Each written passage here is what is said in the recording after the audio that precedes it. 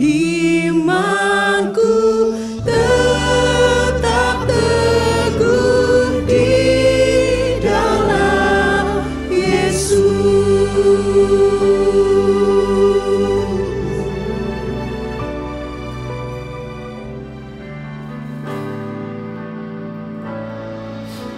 Penolong yang selalu setia, memenuhi keperluanku, tak pernah dia mengecewakan. Yesusku tak pernah gagal. Segala perkara dapat ku tanggung di dalam Dia yang memberi kekuatan. Tuhan Yesus penolong dan sahabat, tetap percaya Tuhan setia. Segala perkara dapat ku tanggung di dalam Dia yang memberi kekuatan. Tuhan Yesus penolong dan sahabat, tetap percaya Tuhan setia.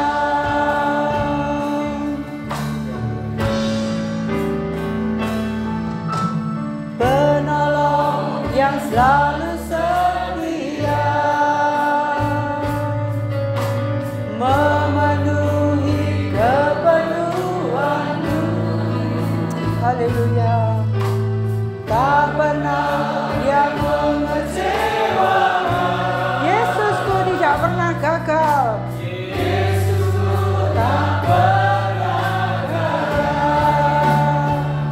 Segala perkara dapat ku tanggung di dalam Dia yang memberi kekuatan. Tuhan Yesus penolong dan sahabat. Haleluya.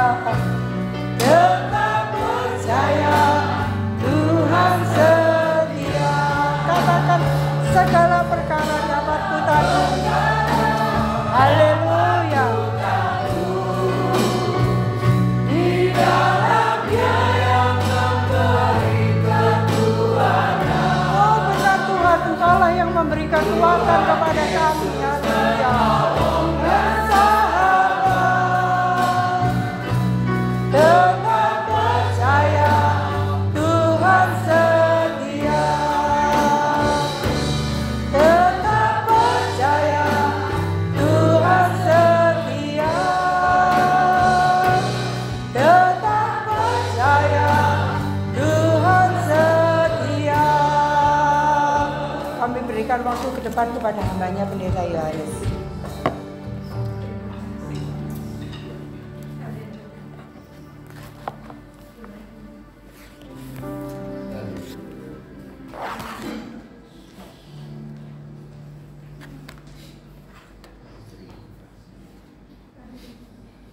Mari kita bersama-sama akan berdoa. Bapa yang baik, malam hari ini kami bersyukur kepadamu, sebab hanya oleh anugerah Tuhan kami dihimpunkan di tempat ini untuk memuji dan memuliakan Tuhan. Kami percaya bahwa sesuai dengan janjimu, 2-3 orang berkumpul dalam namamu maka engkau akan hadir. Dan kami yakini bahwa Tuhan hadir di tempat ini untuk memberkati setiap kami. Tuhan tahu apa yang menjadi pergumulan kami masing-masing. Itu sebabnya ya Tuhan, berbicaralah bagi kami dan berkati setiap kami, lawat setiap kami Tuhan. Terima kasih Tuhan Yesus, terima kasih. Biarlah melalui jam pemberitaan firman Allah pada sore hari ini, nama Tuhan diagungkan dan dimuliakan. Terpujilah namamu Bapa. Urapi dan pakai hambamu untuk dapat menyampaikan isi hati Tuhan kepada setiap kami yang hadir pada sore hari ini. Dalam namamu Bapa kami berdoa dan kami mengucapkan syukur. Amin. Silakan duduk. Selamat sore, shalom. Ya. Ini untuk yang kedua kali ya saya ada di tempat ini. Mungkin kalau ada yang masih ingat, saya kurang tahu sudah berapa tahun yang lalu. Mungkin lewat dari 10 tahun ya. Sebab waktu itu Pak Anugrah ini masih ya anak-anaknya masih kecil ya, dan waktu itu masih pendeta muda kalau tidak salah ya. Ya, dan saya diminta untuk membagikan satu pengalaman perintisan dan pelayanan di pos PI yang ada di Denpasar ya pada waktu itu, dan saya bersyukur ya hari ini saya kembali boleh ada di tengah-tengah saudara untuk kita bisa berbagi berkat tentunya ya. Ya, sebenarnya dari tahun kemarin saya diminta oleh Ibu ya, dihubungi Bu Eliata untuk menyampaikan firman Tuhan, tetapi waktunya tidak pernah pas ya, dan baru hari ini saya bisa menepati dan melayani di Surabaya ya. Baik, tema yang diberikan kepada saya sore hari ini adalah Tuhan yang memberi kekuatan kepadaku. Kita akan membaca dari surat Paulus kepada jemaat di Filipi pasal yang keempat ayat 10 sampai yang ke-13. Kalau saudara tidak membawa Alkitab atau saudara belum, saya kira semua sekarang sudah ada ya HP suci ya. Saudara bisa buka dan kita akan membaca bersama-sama. Di depan juga saya menuliskan buat saudara. Demikian firman Tuhan. Aku sangat bersukacita dalam Tuhan bahwa akhirnya pikiranmu dan perasaanmu bertumbuh kembali untuk aku. Memang selalu ada perhatianmu, tetapi tidak ada kesempatan bagimu. Kukatakan ini bukanlah karena kekurangan, sebab aku telah belajar mencukupkan diri dalam segala keadaan. Aku tahu apa itu kekurangan dan aku tahu apa itu kelimpahan.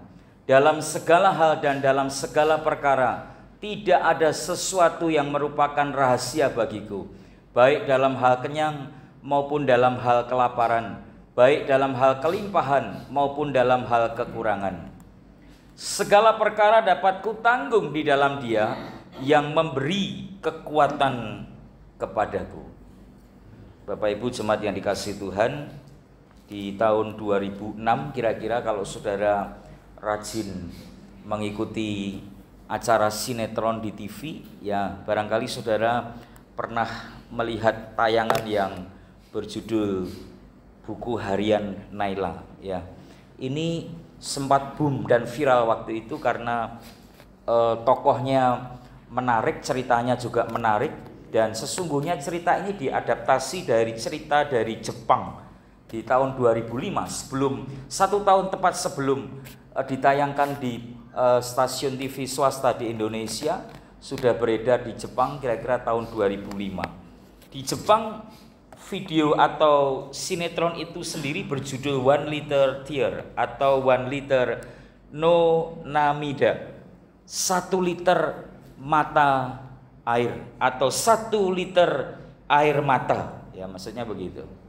Kesedihan, ceritanya begitu menyedihkan, diawali dengan kisah seorang gadis yang masih sangat muda di usia 15 tahun, di mana dokter memvonis dia bahwa dia memiliki satu penyakit yang cukup kronis pada waktu itu, yaitu penyakit itu dinamakan ataxia spinocerebellar atau degeneratif syaraf.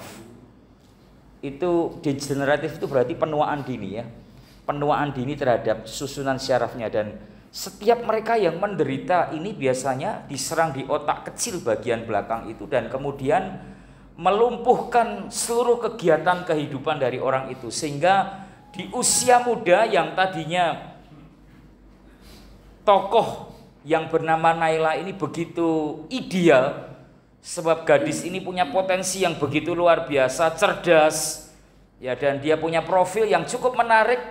Tetapi kemudian di waktu tertentu Tuhan mengizinkan dia menghadapi masa yang begitu sukar dalam hidupnya. Satu situasi yang tidak pernah dia pikirkan dan dia bayangkan, tiba-tiba Allah izinkan terjadi dalam kehidupan seorang Naila di usia yang masih sangat relatif muda pada waktu itu. Saudara, untuk beraktivitas sehari-hari dia tidak punya kemampuan untuk pegang sendok, kemudian untuk makan itu saja sudah tidak mampu, tidak kuat, karena biasanya di otak belakang dan tulang belakang yang diserang oleh penyakit ini. Nah, Bapak Ibu jemaat yang dikasihi oleh Tuhan, kita pun meyakini bahwa tidak selamanya kehidupan kita berjalan seperti apa yang kita pikirkan dalam hidup kita. Benar ya? Ada satu titik tertentu kita tidak pernah menduga dan tidak bisa kita prediksi Allah mengizinkan sesuatu yang sulit terjadi dalam hidup kita. Tidak selamanya musim dan fase dalam hidup kita selalu baik dan selalu sepertinya lancar seperti apa yang kita harapkan dan kita doakan. Tetapi ada titik tertentu Allah mengizinkan kita mengalami musim yang tidak baik bagi kita. Satu musim di mana kita mengalami pergumulan yang hebat, masa yang begitu sulit yang kita sendiri tidak pernah tahu kenapa Tuhan izinkan peristiwa itu terjadi dalam kehidupan saudara dan saya. Mungkin hari ini di antara kita ada yang sedang menghadapi fase itu. Saya tidak tahu ya. Barangkali dengan pasangan hidup, barangkali dengan rumah tangga kita, barangkali dengan anak-anak kita, barangkali dengan usaha, dengan pekerjaan kita, karir kita. Kalau yang masih sekolah barangkali berhubungan dengan sekolah kita dan masa depan studi anak-anak kita. Saudara, ada titik-titik tertentu yang kemudian Allah memberikan ruang untuk kemudian kita menghadapi masa-masa yang tidak mudah dalam kehidupan kita. Bukankah kita sekarang di masa yang sulit? Ya. Berkecamuknya persoalan di negeri kita juga turut mempengaruhi kehidupan perekonomian yang ada di negeri kita dan juga tentu kita. Apakah orang-orang Kristen kemudian terkena dampaknya? Terkena dampak atau tidak? Oh iya, sudah pasti. Dinamika kehidupan saudara dan saya, ya, salah satunya sangat diwarnai dengan isu perekonomian yang ada di negeri kita. Pemerintah sudah berupaya sedemikian rupa, tetapi rupanya situasi dan kondisi yang terjadi hari ini banyak yang membuat orang-orang kemudian pesimis dengan keadaan di masa depan yang akan terjadi dalam kehidupan kita masing-masing. Bagaimana dengan orang Kristen dalam kita menghadapi situasi yang tidak mudah dalam hidup kita? Ya, saya bersyukur bahwa kondisi ini ternyata ditangkap oleh Gia Jemaat Surabaya di tahun 2025. Ya, Gia Jemaat Surabaya mengambil tema besar teguh dalam iman. Ya, seperti yang terpampang itu. Be firm in the faith. Teguh dalam iman.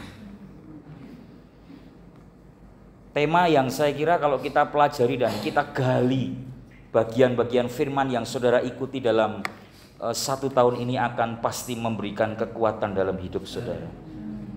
Khususnya hari ini kita belajar tentang Tuhanlah yang memberi kekuatan kepadaku. Bapak Ibu jemaat yang dikasihi oleh Tuhan, di tengah situasi yang selalu berubah dan selalu mengalami percepatan yang luar biasa di dunia ini, ya, bagaimana cara kita kemudian menemukan dan mendapatkan kekuatan yang sejati di dalam Yesus Kristus dalam hidup kita?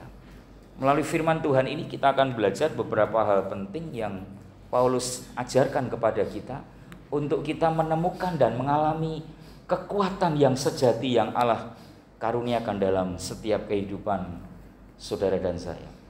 Yang pertama, Tuhan mengajar kepada kita melalui Rasul Paulus, kalau kita ingin mendapatkan kekuatan yang baru dan kita ingin mendapatkan atau menemukan kekuatan yang daripada Tuhan, Nomor satu yang Paulus ajarkan adalah kita diajar untuk belajar bersyukur dalam segala perkara dalam hidup kita. Saudara lihat dalam ayatnya di Filipi pasal 4 ayat 10 sampai yang ke-11. Demikian firman Tuhan. Ya. Aku sangat bersuka cita dalam Tuhan bahwa akhirnya pikiranmu dan perasaanmu bertumbuh kembali untuk aku. Memang selalu ada perhatianmu, tetapi tidak ada kesempatan bagimu. Ku katakan ini bukanlah karena kekurangan, sebab aku telah belajar mencukupkan diri dalam segala keadaan. Saudara yang dikasihi oleh Tuhan, Paulus mengajarkan kepada kita untuk kita selalu bersyukur dalam segala keadaan. Bersyukur dalam segala keadaan. Ada dua kata yang menarik yang Paulus ajarkan kepada kita berkaitan dengan apa yang dia sampaikan. Yang pertama yaitu kata belajar. Kata belajar dalam terjemahan bahasa aslinya menggunakan kata ematon, yang berarti menekankan tentang bukan pada hasil tetapi pada proses pembelajaran untuk kita bisa berhasil bersyukur dalam segala perkara. Paulus mau katakan kalau kamu ingin mendapatkan atau menjadi anak Tuhan yang selalu dapat bersyukur dalam segala perkara, proses pembelajarannya itu seumur hidup dan tidak instan. Tidak mudah untuk kita bersyukur dalam segala perkara. Tetapi yang Paulus ajarkan memang untuk kita dapat bersyukur dalam segala perkara, sesungguhnya itu adalah proses pembelajaran yang harus kita ikuti dan kita jalani seumur kehidupan kita. Kata yang kedua yang berkaitan dengan proses belajar itu adalah mencukupkan diri dalam segala keadaan. Menggunakan kata autarkes, artinya mencukupkan diri sendiri atau berbicara tentang kemandirian. Saudara yang dikasihi Tuhan, jadi Rasul Paulus mau berkata, bersyukur adalah hasil dari sebuah pembelajaran spiritual yang panjang, bukan sesuatu yang instan. Saudara, bagian ini sebenarnya bukan saja ingin menunjukkan keberadaan Rasul Paulus, tetapi juga ingin dia mendorong kehidupan jemaat Tuhan untuk belajar bersyukur dalam segala keadaan dalam setiap kehidupan kita. Kita akan dapat bersyukur kalau kita belajar merasa cukup dengan apa yang kita punya hari ini. Banyak orang tidak bisa bersyukur karena dia merasa masih kurang dari apa yang Tuhan berikan dalam hidup kita. Ya, kalau di bahasa Jawa itu ada istilah apa itu? Belajar mencukupkan diri itu apa? Nerimo ya. Ya. Semele. Kalau orang Jawa banyak istilahnya ya yang sebenarnya bagus akar katanya dan kemudian dapat mewakili dari apa yang sebenarnya harus kita lakukan dalam hidup kita. Belajar mencukupkan diri dari apa yang punya, yang Tuhan kasih dalam hidup kita. Mensyukuri dari berkat yang hari ini Tuhan percayakan dalam hidup kita. Nerimo bukan berarti pasif ya, atau kemudian pasrah, bukan. Tetapi belajar untuk berterima kasih kepada Tuhan. Kalau memang hari ini Tuhan baru percayakan berkat seperti yang kita terima hari ini, terima kasih kepada Tuhan. Bersyukur.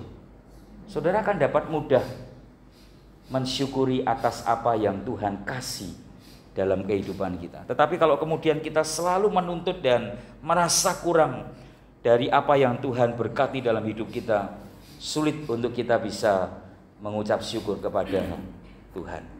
Saudara yang dikasihi Tuhan, bersyukur itu adalah sikap hati yang memilih untuk selalu melihat kebaikan-kebaikan Allah di tengah-tengah situasi atau keadaan apapun dalam hidup kita. Bersyukur tidak berarti kita mengabaikan masalah, tetapi kita memilih untuk fokus pada apa yang Tuhan sudah berikan kepada kita. Saya kira kita yang ada di tempat ini semua sudah menikmati berkat Tuhan dalam hidup kita masing-masing. Dan kita kalau mau jujur, sebenarnya itu cukup bagi kita. Sebab hari ini tidak ada yang kelaparan karena kekurangan makanan, bukan? Ya, tetapi Tuhan telah mencukupkan dalam kehidupan kita dengan berbagai macam cara dalam hidup kita masing-masing. Bapak Ibu jemaat yang dikasihi Tuhan, Paulus mengajar kepada kita untuk kita fokus kepada pribadi Kristus yang selalu setia dalam hidup kita, dan kita tidak diajar untuk fokus kepada persoalan-persoalan yang sedang terjadi dalam hidup kita, tetapi kita diajar untuk mengarahkan seluruh hidup kita hanya kepada Kristus dan kebaikan-kebaikannya yang sudah Tuhan berikan dalam kehidupan saudara dan saya. Saudara yang dikasihi oleh Tuhan, bersyukur itu bukan satu pilihan, tetapi menjadi satu keharusan bagi kita orang-orang yang percaya kepada Yesus Kristus. Sebab bersyukur adalah tanda iman kita kepada Kristus Yesus. Sekali lagi, bersyukur adalah tanda iman kita kepada Yesus Kristus. Setiap orang yang percaya kepada Yesus Kristus, seharusnya dia tidak kesulitan untuk selalu mengucap syukur kepada Tuhan. Tetapi ada banyak orang yang kemudian katanya dia setia kepada Tuhan, tetapi sulit untuk mengucap syukur kepada Tuhan. Itu hal yang pertama. Yang kedua, saudara dan saya diajak untuk memahami bahwa Tuhanlah yang memberi kekuatan kepada kita. Kekuatan yang sejati, kekuatan tidak yang ditawarkan sama dengan dunia tawarkan kepada kita, tetapi kekuatan yang sejati yang kita dapatkan dari Tuhan. Filipi 4 ayat yang ke-13. Firman Tuhan berkata, segala perkara dapat kutanggung di dalam Dia yang memberi kekuatan kepadaku. Saudara, Paulus mengungkapkan rahasia kekuatannya dalam ayat yang ke-13. Dia berkata segala perkara. Kalau dalam terjemahan bahasa yang lain dikatakan segala situasi dapat kutanggung di dalam Dia atau di dalam Yesus yang memberi kekuatan kepadaku. Saudara, kalimat atau frase segala perkara dapat kutanggung itu menggunakan dua kata Yunani yang menarik. Kata yang pertama berarti mampu atau kuat. Itu bukan berasal dari kekuatan dari dalam dirinya sendiri, tetapi dia kuat, dia mampu, itu karena ada kekuatan dari luar dirinya, yang dimaksud adalah kekuatan Allah yang menopang, yang memampukan Rasul Paulus untuk dapat menanggung dalam segala situasi dalam kehidupannya. Filipi ini ditulis Rasul Paulus dalam kondisi Rasul Paulus yang sedang ada di dalam penjara dan penuh dengan penderitaan. Ada 1001 macam alasan untuk kemudian Paulus tidak harus bersuka cita karena keadaan yang sedang dialami itu. Ya kan? Saudara bisa membayangkan orang dalam penjara, ya kemudian dianggap bersalah karena sesungguhnya tidak bersalah, tentu ada pergumulan tersendiri, tekanan tersendiri dalam kehidupannya. Tetapi di masa-masa yang sukar seperti yang dialami oleh Rasul Paulus, belum ditambah lagi ketika dia melihat ada pertikaian di tengah-tengah jemaat pada waktu itu, ada perselisihan, dan kemudian ada orang-orang yang memberitakan Injil dengan maksud yang tidak baik, dengan motivasi yang tidak benar. Di tengah-tengah pergumulan dalam pelayanan itu, kemudian Rasul Paulus menuliskan satu tema besar dalam Filipi, yaitu tentang bersukacita. Wah, ini luar biasa, saudara. Hanya orang-orang yang memiliki kedewasaan rohani yang cukup mapan di hadapan Tuhan yang hanya mampu mengerjakan apa yang dialami oleh Rasul Paulus. Dan dia merasa bahwa kalau dia kuat, dia mampu menghadapi situasi yang sulit itu karena ada satu kekuatan dari luar dirinya yang memberi kekuatan dalam hidupnya, yang memampukan hidupnya untuk dapat bukan saja bertahan, tetapi di tengah-tengah situasi yang sulit itu dia dapat berbagi sukacita dan berkat kepada orang-orang yang ada di sekitarnya. Itu kata yang pertama. Kata yang kedua menggunakan kata panta. Itu berarti Paulus menegaskan bahwa tidak ada batasan untuk menghadapi segala sesuatu jika kita hidup di dalam Kristus. Itu artinya ketika kita ada tinggal diam dalam Kristus Yesus, kesulitan apapun dan pergumulan apapun tidak akan membuat kita tertekan, dan kita akan dimampukan untuk mampu menghadapi segala situasi yang terjadi dalam kehidupan kita. Saudara, ketika Paulus berkata bahwa segala perkara dapat kutanggung di dalam Dia yang memberi kekuatan kepadaku, Paulus ingin menegaskan dua hal. Yang pertama, sumber kekuatan yang sejati itu adalah Yesus Kristus. Tidak ada yang lain. Yang kedua, segala situasi baik dalam kondisi mudah dan sukar pasti dapat kita hadapi jika kita hidup di dalam Tuhan.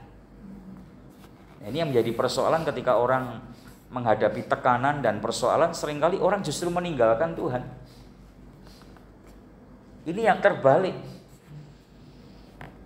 Yang Paulus ajarkan, kalau kamu tetap tinggal dalam Tuhan, kamu akan diberi kemampuan dan kekuatan melebihi dari apa yang kamu pikirkan, dan kamu akan dibuat sanggup oleh Tuhan untuk mengatasi berbagai situasi yang sulit dalam hidup. Tuhan yang akan memberi kita hikmat untuk kita mampu mengatasi berbagai persoalan dalam kehidupan kita. Syaratnya adalah kita harus tinggal di dalam Kristus. Kalau saudara sedang menghadapi berbagai pergumulan dalam hidupmu, jangan pernah lupakan Tuhan dalam hidupmu. Justru kita semakin setia dan bertekun kepada Allah, sebab disitulah sumber kekuatan kita. Ada orang yang mengatakan, Pak, kalau hidup dalam kekurangan, cobaannya banyak, tekanannya besar. Apakah menjamin orang yang diberkati kemudian cobaannya sedikit dan kemudian dia tidak akan berubah setia kepada Allah? Justru ketika banyak berkat itu kadang-kadang orang melupakan Tuhan. Kalau orang sedang dalam pergumulan, dia akan mencari Tuhan. Tetapi kalau banyak berkat, biasanya melupakan Tuhan. Lupa Tuhan, lupa keluarga, lupa daratan. Dan lupa segala-galanya. Gila akhirnya dengan apa yang dia miliki. Saudara yang dikasih oleh Tuhan, ada satu artikel kecil yang menarik yang pernah saya baca, yang bercerita tentang kehidupan keluarga Ten Boom. Ada ayah, ada Betsy Ten Boom, kakak, kemudian ada adiknya Corrie Ten Boom. Mereka hidup kira-kira di abad yang ke-19, ya. Dan mereka berasal dari negeri Belanda. Mereka tinggal dan hidup di zaman pendudukan tentara Nazi, ya, orang-orang Jerman yang pada waktu itu sedang menekan beberapa orang Yahudi. Saudara, keluarga ini keluarga yang hidup takut kepada Allah. Mereka keluarga yang setia kepada Tuhan.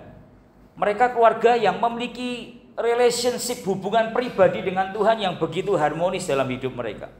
Dan mereka menaruh belas kasihan kepada beberapa orang Yahudi yang pada waktu itu sedang dikejar-kejar oleh tentara Nazi atau tentara Jerman pada waktu itu.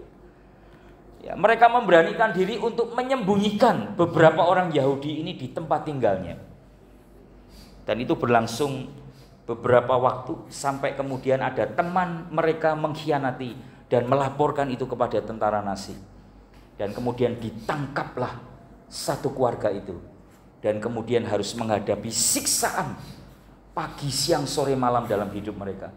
Secara fisik tentu mereka menderita, secara psikis mereka lebih tertekan dalam kehidupan mereka. Nah, saudara yang dikasihi Tuhan, ada cerita yang unik dan menarik, sebab ayah mereka itu meninggal dunia beberapa hari setelah mereka ditangkap dan kemudian menghadapi siksaan.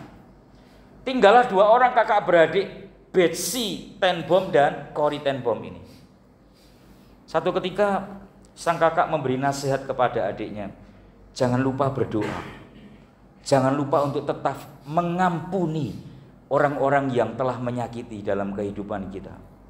Dan kemudian Betsy pernah berkata demikian, tidak ada tempat yang terlalu gelap sehingga kasih Tuhan tidak dapat menjangkaunya. Saudara, kalimat ini diucapkan oleh seseorang yang bernama Betsy ten Boom di tengah-tengah penderitaan yang ada dalam hidupnya. Sementara dia sendiri sebenarnya sedang membutuhkan kekuatan yang daripada Allah dalam hidupnya. Tetapi di tengah pergumulan yang dia hadapi, dia masih memberikan pesan kepada adiknya untuk tetap mengampuni dan tetap berdoa, serta tetap meyakini bahwa di dalam kegelapan sekalipun tidak ada kasih Tuhan yang tidak dapat menjangkau orang itu. Saudara, dan yang menarik lagi adalah di tengah-tengah situasi yang begitu, mereka berdua tetap dapat memberitakan Injil Tuhan. Ini yang banyak hilang dari gereja Tuhan hari ini, sebab ada banyak gereja yang tidak setia kepada Injil Tuhan. Ya kan? Injil banyak dilupakan dan kemudian jemaatnya tidak diajar untuk memberitakan Injil. Hari ini banyak gereja yang sedang mencari anggota, mencari follower, bukan untuk menjadi murid Kristus, tetapi sekedar untuk memenuhi jumlah, target, visi besar dalam bahasa mereka. Sekian ribu orang dalam 1 tahun dan seterusnya.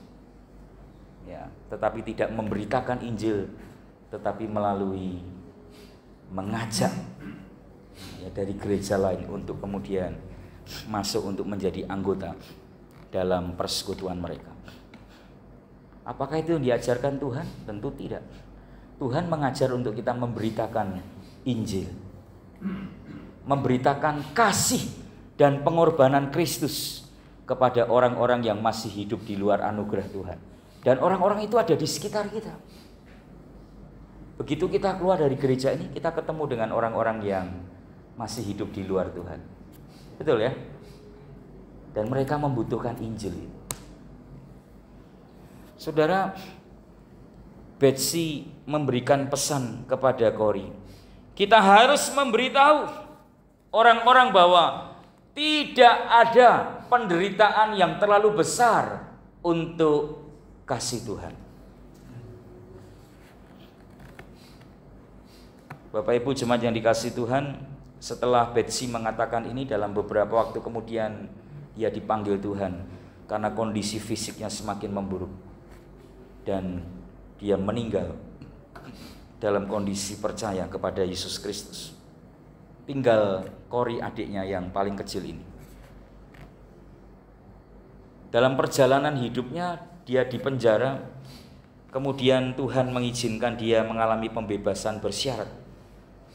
Dan serdadu-serdadu nasi itu kemudian banyak yang mendatangi dia dan memohon maaf atas segala sesuatu yang pernah dilakukan kepada Cory.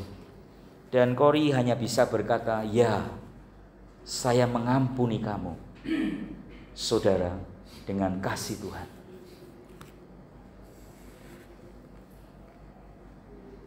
Bapak Ibu jemaat yang dikasihi Tuhan, kisah Cory ten Boom ini menjadi bukti nyata bahwa kasih dan kekuatan dari Tuhan dapat menopang kehidupan Cory dan keluarganya di tengah penderitaan yang paling berat sekalipun. Meskipun hidupnya penuh luka dan dia kehilangan banyak orang yang dikasihnya, dia tetap percaya kepada Yesus Kristus yang bekerja melalui semuanya untuk mendatangkan kebaikan dalam hidupnya. Banyak orang yang tidak senang dengan persoalan ya dalam hidupnya. Ada yang suka tantangan dalam hidupnya. Kalau tidak ada tantangan, berdoa sama Tuhan, minta, "Tuhan, kasih aku kesempatan, aku menghadapi kesulitan dalam hidupku." Ada yang pernah berdoa begitu? Atau berdoanya, "Tuhan, jaga keluargaku. Situasi yang baik hari ini terus pertahankan, lanjutkan Tuhan. Lanjutkan. Supaya keluargaku baik-baik saja. Masa depan anak-anakku diberkati oleh Tuhan." Tidak keliru juga saudara berdoa begitu. Tetapi yang harus saudara tahu adalah tantangan dan persoalan itu berkat dalam hidup kita. Orang Kristen harus dapat melihat bahwa setiap pergumulan yang terjadi dalam kehidupan kita, yang Allah izinkan terjadi, itu adalah berkat dalam hidup kita. Selagi kita dapat meresponi persoalan itu dengan benar, dan kemudian menghadapinya dan menyelesaikannya dengan cara yang benar di hadapan Tuhan, maka saudara akan naik level. Rohanimu akan naik kelas. Bukankah kalau kita sekolah itu setiap kali kita mau naik kelas ada ujian? Betul ya? Kalau tidak ada ujian, kita tidak akan mungkin naik kelas. Ya kan, dari SD ke SMP, dari SD saja naik kelas 1 ke kelas 2 ada ujian, kelas 2 ke kelas 3 ada ujian. Setiap jenjang ada ujian yang Tuhan berikan dalam kehidupan kita. Kalau kita ingin menjadi anak-anak Tuhan yang terus bertumbuh, jangan lupa ada sesi ujiannya, saudara. Dan ujian itu harus kita lewati dengan cara yang benar dan respon yang benar. Maka masalah itu akan menjadi berkat dalam kehidupan saudara dan saya. Bukankah ratapan itu akan diubah Tuhan menjadi tarian dalam hidup kita? Bapak Ibu jemaat yang dikasihi Tuhan, pertanyaan saya hari ini untuk saudara, apa tantangan terbesar yang sedang saudara hadapi saat ini? Ada yang sedang punya masalah yang begitu berat dalam kehidupan kita, sehingga kita tidak mampu berkata-kata di hadapan Tuhan, dan hanya air mata yang keluar, yang selalu berurai dan menetes, sebab banyak hal yang tidak terkatakan dalam hidup kita di hadapan Tuhan. Saudara, masih ada Tuhan, Allah yang maha setia, yang selalu hadir dalam hidup saudara dan saya. Dialah yang memberi kekuatan yang sejati dalam hidup kita. Saudara belum mengalami seperti apa yang dialami oleh Betsy dan Cory. Saudara dan saya juga belum pernah mengalami apa yang dialami oleh Rasul Paulus. Persoalan yang kita hadapi masih terlalu ringan dibandingkan apa yang dihadapi oleh mereka. Tetapi ingatlah bahwa Tuhanlah yang menjadi sumber kekuatan dalam hidup kita. Tadi di pelajaran yang pertama, Paulus mengatakan bahwa ada kekuatan dari luar dirinya yang memampukan dia, menopang dia, sehingga dia mampu dan sanggup menghadapi segala situasi dalam hidupnya. Saya kira itu juga berlaku bagi saudara dan saya yang tinggal dan diam di dalam Yesus Kristus. Yang ketiga, bagaimana kita menemukan dan mengalami kekuatan yang sejati di dalam Kristus? Kita diajar bukan saja bersyukur dalam segala perkara. Kita diajar bukan saja menyadari bahwa kekuatan itu Tuhan yang punya dan memberi, tetapi kita juga diajar bahwa Tuhan akan memakai gereja dan jemaatnya di tempat ini menjadi sumber kekuatan dalam kehidupan kita. Di ayat yang ke-10, firman Tuhan berkata, aku sangat bersuka cita dalam Tuhan, bahwa akhirnya pikiranmu dan perasaanmu, itu maksudnya jemaat yang dia layani, bertumbuh kembali dan untuk aku. Memang selalu ada perhatianmu, tetapi tidak ada kesempatan bagimu. Bukankah ini keluarga besar kita? Dikala kita sedang membutuhkan topangan dan dukungan, gereja di tempat ini dan umat Tuhan di tempat inilah keluarga kita yang dapat memberi kekuatan dan penghiburan bagi kita. Saudara yang dikasihi oleh Tuhan, gereja harus menjadi tempat kita untuk mendapat penghiburan, dukungan dan doa. Ada satu gereja kecil di desa kecil di Tenali di India. Ya. Gerejanya cukup unik. Tidak banyak jemaatnya, tetapi gereja itu terkenal karena komunitasnya yang saling memperhatikan. Terutama ketika salah satu anggotanya sedang berada dalam kesulitan.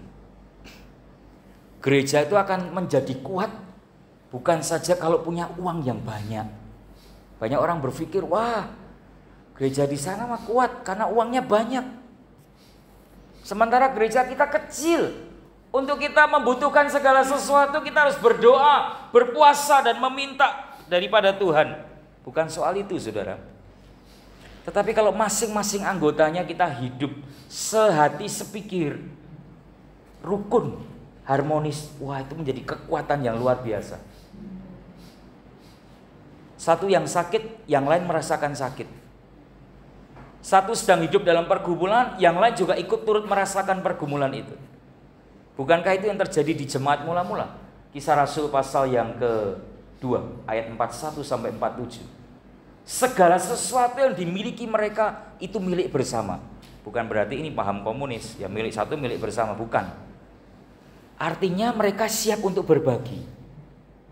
Apa yang aku punya, jika itu memberkati dan engkau butuhkan, aku siap berbagi. Ini kan jarang ya hari ini terjadi di gereja Tuhan. Kita hidup masing-masing memikirkan diri sendiri. Yang penting mah keluargaku dan hidupku. Yang lain mah masa bodoh. Saudara, gereja di Tenali ini di tahun 2015 ada badai besar yang menghantam daerah itu. Menghancurkan rumah-rumah, menghancurkan mata pencaharian mereka. Ada satu keluarga yang bernama Pak John. Ini menghadapi pergumulan yang paling berat dari antara anggota gereja itu yang kemudian sama-sama terkena badai, tetapi keluarga itu yang paling berat dalam pergumulannya. Rumahnya hancur, pekerjaan mata pencahariannya hancur. Jemaat yang lain kemudian tidak membiarkan, sekalipun mereka juga sedang dalam pergumulan, tetapi di tengah-tengah kekurangan dan pergumulan itu mereka belajar menghadirkan Yesus lewat kehadiran mereka dalam memberikan perhatian kepada jemaat yang bernama Pak John itu yang sedang menghadapi kesulitan dalam hidupnya. Wah, senang sekali ya saudara kalau kita memiliki suasana seperti itu. Ya. Kalau itu di antara kita yang sedang menghadapi pergumulan, kemudian ada saudara-saudara seiman kita yang datang dan memberikan dukungan, memikirkan kesulitan kita, tentu kita akan kuat. Dan kita tahu Tuhan sedang bekerja di antara jemaat-jemaat yang lain. Mereka dipakai oleh Tuhan untuk menjawab pergumulan kita. Bukankah itu suasana yang kita butuhkan dalam hidup kita? Kekuatan Allah akan hadir melalui gereja dan jemaatnya di tengah-tengah pergumulan hidup kita. Berbeda hanya kalau jemaat berpikir masing-masing, individu masing-masing, ego masing-masing. Wah, kalau sakit ya sakit sendiri sana. Kalau senang, ayo aku mau ngumpul. Wah, ini yang sulit saudara. Dan itu banyak yang terjadi. Kalau senang rame-rame, banyak yang datang. Tapi kalau lagi bergumul, semua pergi. Tidak usah disuruh pergi, mereka pergi masing-masing. Seperti ada gula itu ya. Semutnya datang sendiri kan. Begitu tidak ada gula, bubar. Tidak tahu kemana, tidak kelihatan. Tapi nanti ada gula, kasih gula satu di tengah. Nanti datang, tidak tahu dari mana nih semut kok bisa datang. Saudara yang dikasihi Tuhan, satu hari di antara jemaat-jemaat itu ada yang ditanya, kenapa engkau setia di gereja yang kecil ini? Apa yang memotivasi dirimu sehingga engkau rela menjadi salah satu anggota gereja yang sederhana ini? Mereka menjawab, kami ini satu tubuh Kristus. Ketika satu anggota menderita, kami semua merasakannya. Tuhan telah memberkati kami dengan komunitas yang penuh kasih. Dan ini adalah kesempatan kami untuk menunjukkan kasih Tuhan kepada saudara-saudara kami. Itu sebabnya jemaat itu kuat. Sekalipun diajak kiri kanan, dipengaruhi kiri kanan. Kalau situasinya harmonis, kita tidak akan mudah meninggalkan gereja kita. Sekalipun gereja kita sederhana. Sedangkan yang di sono gereja yang cukup mewah dengan memberi banyak fasilitas, oh tidak gampang kita keluar dari gereja kita. Kenapa? Sebab di dalamnya kuat. Saling memperhatikan. Itu kan kebutuhan dasar manusia. Abraham Maslow, seorang psikolog, dia pernah berkata, kebutuhan dasar manusia itu bukan soal makan minum. Kebutuhan tertinggi dari hidup manusia itu adalah dikasihi dan diterima oleh orang-orang yang ada di sekitarnya. Kalau kita hadir di persekutuan ini dan kemudian anggota-anggota yang lain dengan sukacita menyambut kita, menerima kita, mengasihi kita, kebutuhan psikis kita terjawab dan kita akan setia di tempat ini. Tetapi kalau baru masuk gereja, kita sudah dicemberutin, tidak diajak ngomong, ya kan? Kemudian sepertinya kesannya diasingkan dan sebagainya. Maka tidak lama dia akan tinggalkan gereja itu. Aku tidak diterima di gereja itu. Komunitasnya sombong-sombong. Padahal barangkali belum tentu seperti itu. Ya saudara yang dikasihi Tuhan, Tuhan menempatkan gerejanya dan jemaatnya untuk memberikan kekuatan bagi saudara dan saya yang sedang menghadapi berbagai pergumulan. Saudara yang dikasihi Tuhan, 3 hal itu yang kemudian Paulus ajarkan kepada kita. Mari kita terus belajar mengucap syukur dalam segala perkara. Dan kita terus memahami bahwa Allah lah sumber kekuatan yang sejati dalam hidup kita. Dan Tuhan telah menempatkan gerejanya dan jemaatnya di tempat ini, di mana kita berkomunitas dan bersekutu bersama. Disinilah Tuhan akan menjawab berbagai pergumulan dalam hidup kita. Lewat kesehatian kita, di mana kita dapat saling mendukung, saling mengasihi, saling menopang, saling mendoakan, saling memperhatikan satu dengan yang lain. Maka saudara diberkati dan yang lain pun akan diberkati oleh Tuhan. Kiranya damai sejahtera dari Tuhan boleh memberkati saudara dan saya. Mari kita berdoa bersama. Bapa di surga, terima kasih untuk malam hari ini. Kami bersyukur Tuhan, sebab kami boleh diberkati melalui apa yang dialami dan dituliskan oleh Rasul Paulus. Biarlah kami boleh belajar untuk terus mengucap syukur dalam segala perkara kepada Tuhan.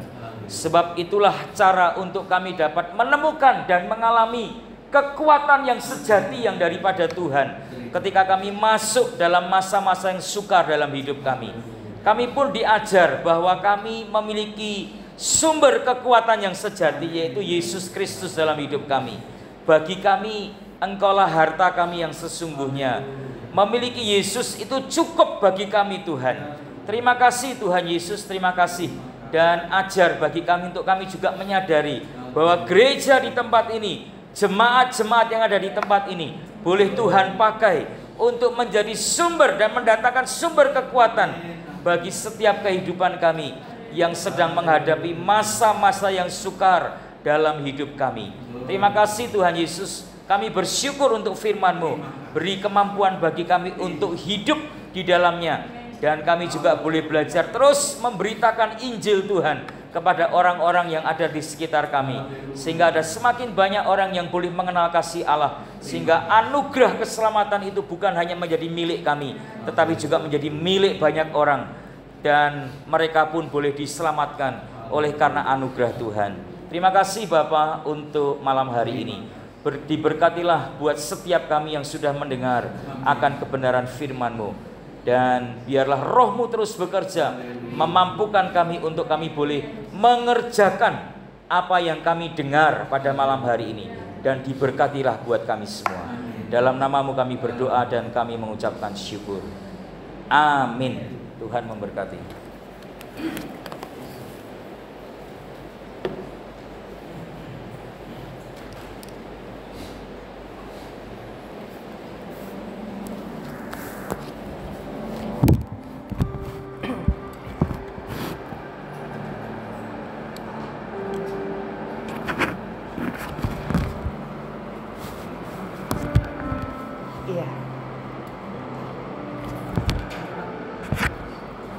Kasih dan pelukan Tuhan tidak selalu terasa nyata dalam kehidupan kita. Kadang Tuhan hadir dalam diam yang paling dalam, bukan untuk menghilangkan masalah kita, tetapi Tuhan hadir bersama kita untuk melewati badai masalah kita. Itulah Tuhan Yesus kita yang senantiasa menopang kita dan memberi kekuatan pada kita. Dan patutlah kita mensyukuri itu memiliki Tuhan Yesus yang luar biasa. Kami atas nama majelis dan jemaat mengucapkan terima kasih kepada Bapak Pendeta Yohanes Krisnandi yang sudah menaburkan firman-Nya yang begitu dalam ya buat kami, supaya kami jemaat yang di sini diberi kekuatan. Atas pelayanannya kami mengucapkan terima kasih pada malam hari ini, dan Tuhan Yesus memberkati bersama keluarga. Imanku